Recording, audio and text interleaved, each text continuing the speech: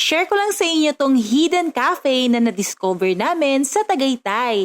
So sobrang hidden, di mo aakalaing coffee shop pala to.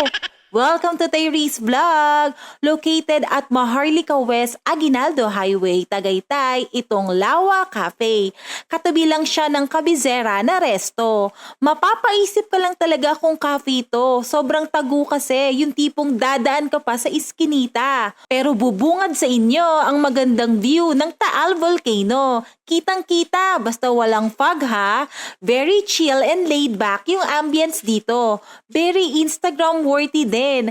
Ang swerte namin kasi kami lang halos ang customer that time. They offers variety of food and drinks. Some of their best sellers are grilled liempo, beef pares, ubi turon, saka tong bibingka pancake. Syempre, di mawawala ang kape. Meron ding rice meals at pansit. Self-service nga pala dito. O-order ka dito sa counter, then after payment, bibigyan ka ng number. Kapag tumunog na, pwede nang i-pick up yung order. 20 to 30 minutes ang serving time nila. For foods, nasarapan naman kami, although sa kape nila, sakto lang para sa amin. Kung perfect tambayan sa Tagaytay with the all view, masarap na pagkain at magandang ambience ang hanap mo, worth a visit naman ang Lawa Cafe.